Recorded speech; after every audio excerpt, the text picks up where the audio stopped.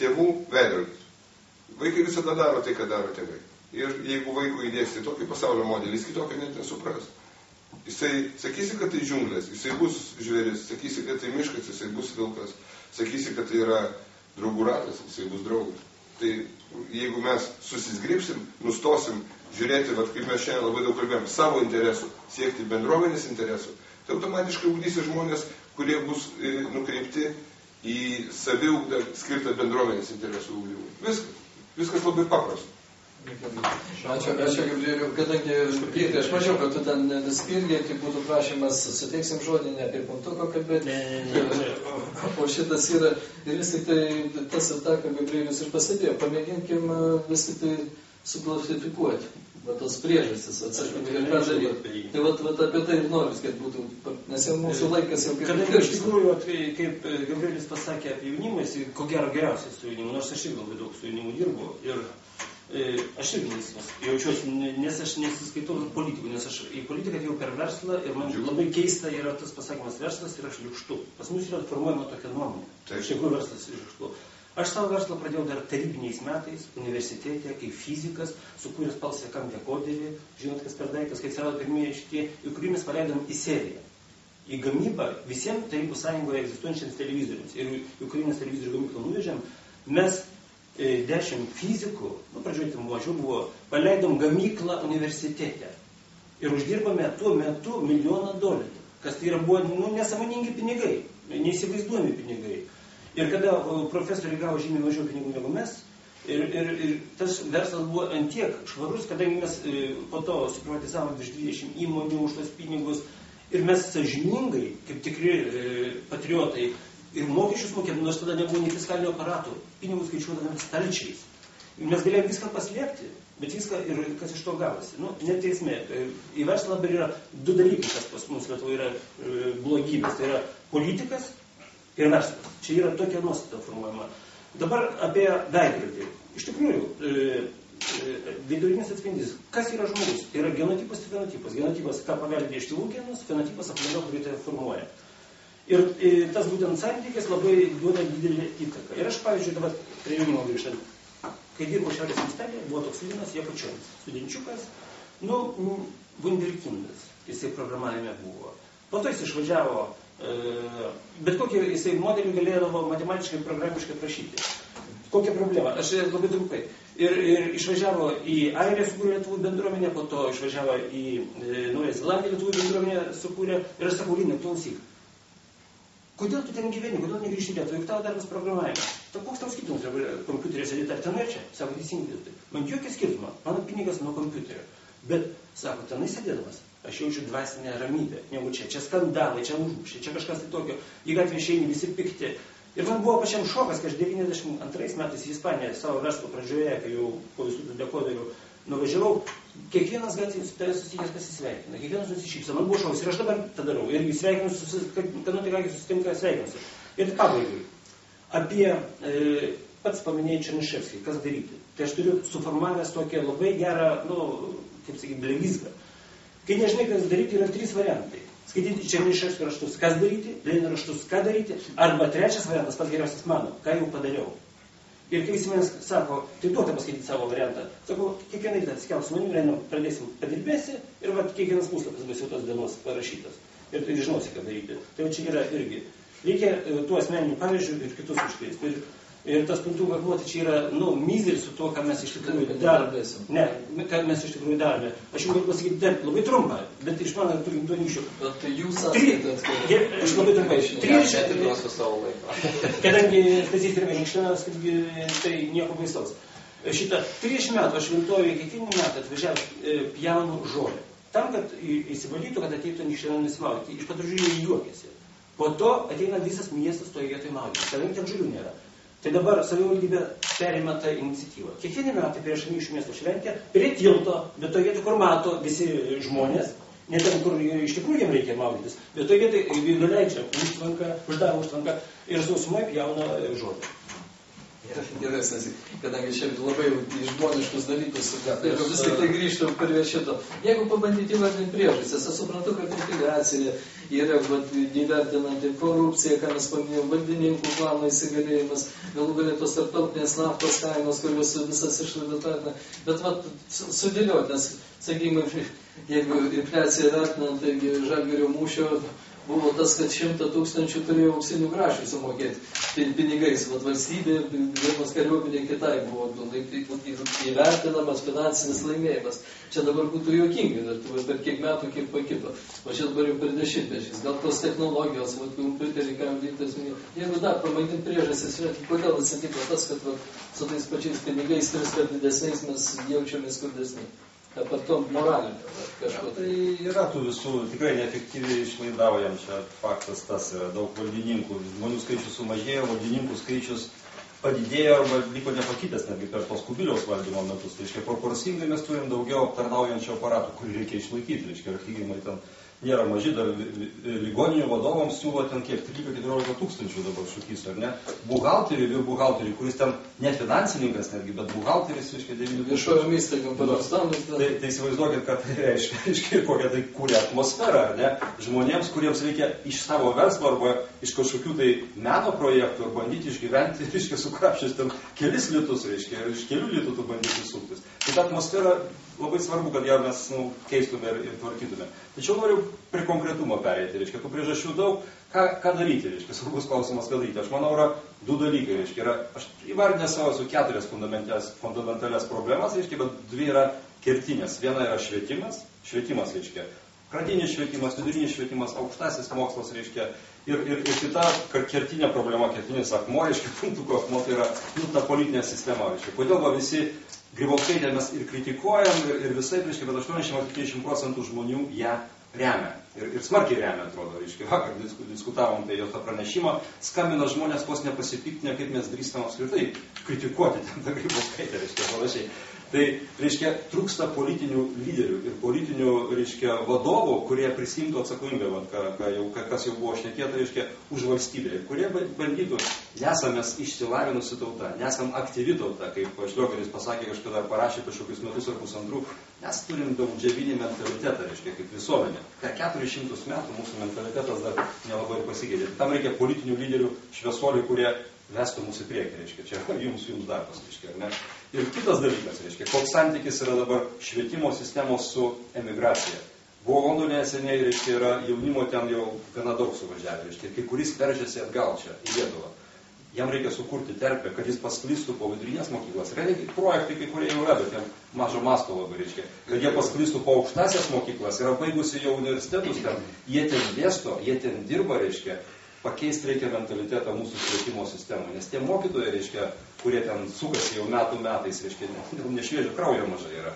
Taip sakant, šviežio kraujo reikia įlėti į švietimo sistemą, tada iš švietimo sistemos, o kūrybiškų žmonių tikrai yra, ir fizika, ir visi kiti, reiškia, jie kurs produktus, tą reikia palaikyti, paremti, reiškia, tada mes sukursim pamažu ir aukštesnės pridėtinės vertės tą ekonomiką. Tada keisis ir politinė sistema, kadangi iš to jaunimo atsiras spaudimas politinėje sistemoje. Jie reikalaus iš politikų kitokių sprendimų ir kitokio valstybės valdymo. Tai aš manau, švietimas ir implantacija, reiškia, tų mūsų emigrantų jaunimo į švietimo sistemą, bet gana didelių mastų, nes ten vienas kitas jie perdegs, jie nusivils ir panašiai. Reikia, kad jie vienas kitą paremdami, reiškia, pasitardami ir galėtų skleisti tai, ką jie ten susirenka. Ten visokią šlamštą jie susirenka iš tų vakarų, žinau, bet yra ir gerų tikrai žmonių, kurie jau pasidarė kokybiškai kitokiais lietuviais. Žinokit, aš bendrauju su jais, aš jų beveik net pažįstu, nors lietuviškai šneka kai kurie šviesuoliai, ten to jaunimo yra labai šviesaus. Nesakau, kad čia jo nėra, bet su tokiu kitokiu matymu ir su kitokiu patyrimu reikia panaudoti potencialą. Ir netgi elektorato prasme, aš manau, ten yra 300 000 žmonių beveik Didžiojoje Britanijoje. Koks ten elektoratas potencialiai yra? Kitoks, kokybiškai kitoks elektoratas galimai negu kad čia mes turime. Tai tą potenciją reikia panaudoti, reikia rasti kelius į tos žmonės, reiškia, ir tikrai dirbti su jais ir naudoti jų šią Lietuvai. Gitanai, ir pačio verdiktas paskutinis žodis, jeigu irgi įvardinant ir priežastis ir pačią nuomonę, ką daryti, kaip. Mano idealios valstybės modelis yra labai paprastas ir visiškai neoriginalus. Tai yra valstybė turi pasirūpinti tais, kurie patys negali savim pasirūpinti. ir surinkti mokesčius iš tų, kurie yra ekonomiškai aktyvus ir gali tos mokesčius mokėti, ir jie gali gyventi be pašalpų, be pensijų ir taip toliau, kol jų neprireikia. Bet bėda ta, kad mūsų valstybė iškrypo ir šiuo metu aš matau, kad valstybės pinigais minta tie, kurie puikiausiai galėtų savim pasirūpinti patys. Tuo tarpu tie, kurie negali pasirūpinti savimi patys, iš valstybės pinigų gauna tik truputį. Viskas apvirto aukštyn koją. Ir aišku, kad lengva konstatuoti, sunku pataisyti. Čia ir apie viešuosius pirkimus galime kalbėti, ir apie neteisingus prioritetus, ir apie švietimą. Bet kol mes šitą modelį nepastatysime vėl ant kojų, mes nuolat kalbėsime apie tai, kad valstybė yra svetima. Pavyzdžiui, man kaip ekonomiškai aktyvum žmogui nereikia iš valstybės nei vieno lyto. Mane net čeistų tas valstybės lytas, nes iš tikrųjų aš pajėgiu ir tikrai galiu užsidirbti tiek, kiek reikia mane mano šeimai. Antras klausimas, savanorystės dvasia.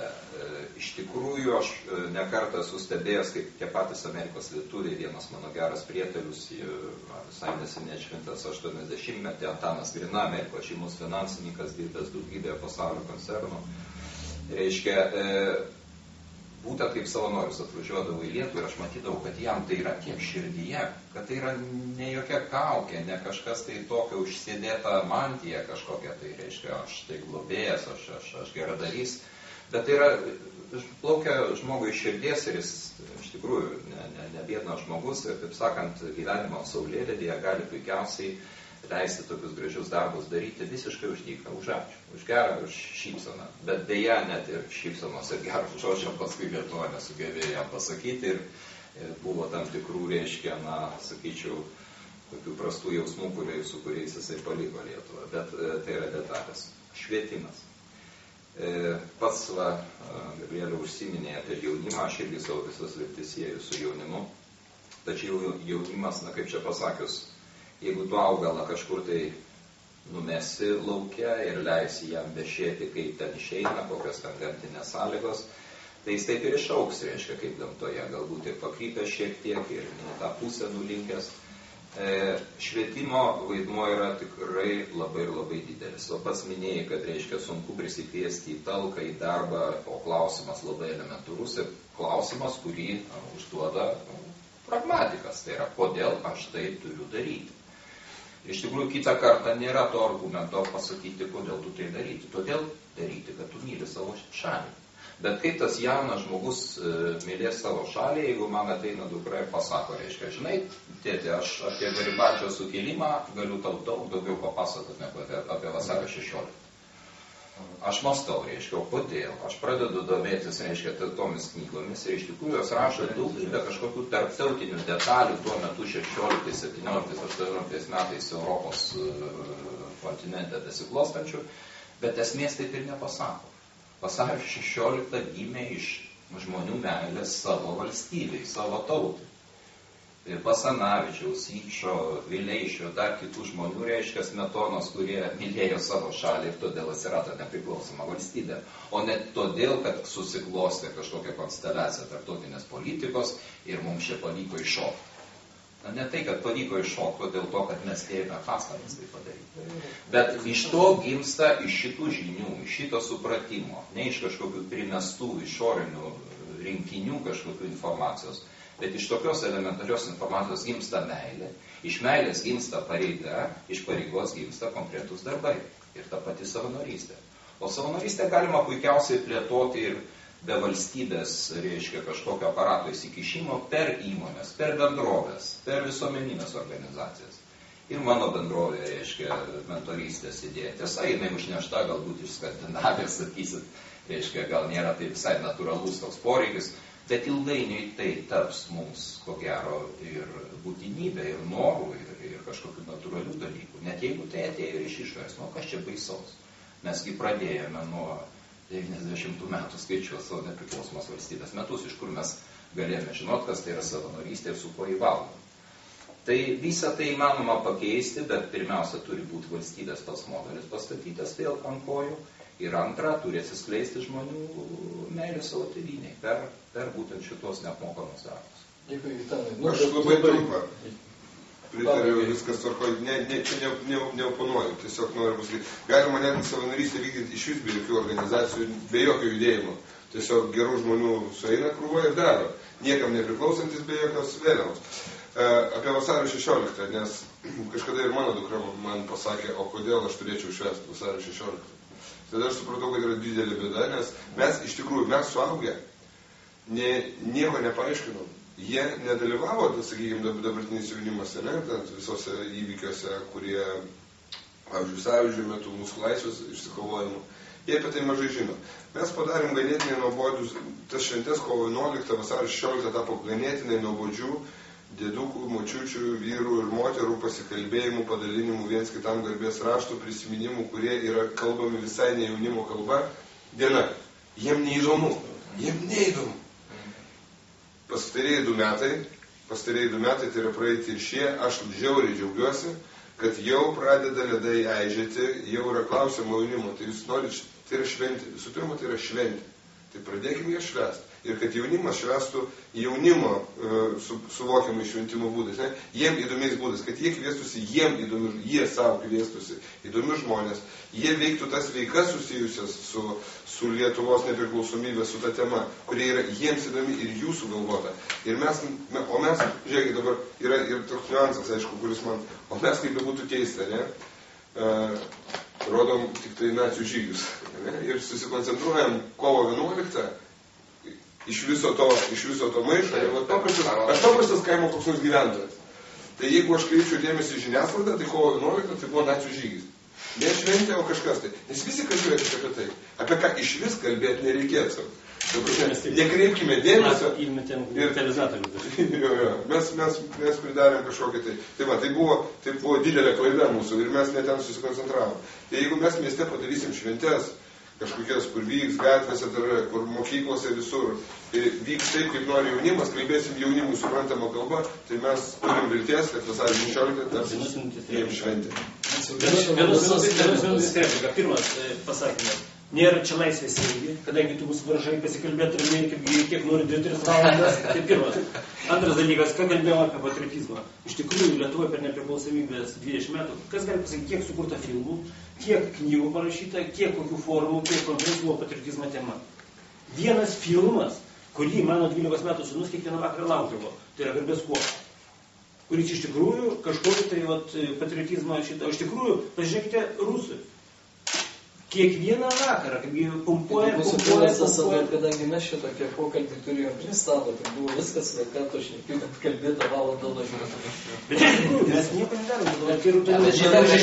Ir Garibaltis yra daugiau žinomi negu iš tikrųjų tą vasario 16, o nekalbėkime apie visus ten Žalgiris ir dar toliau. Gerai, tai ačiū už pokalbį, ačiū, kad davot laiko dalyvauti.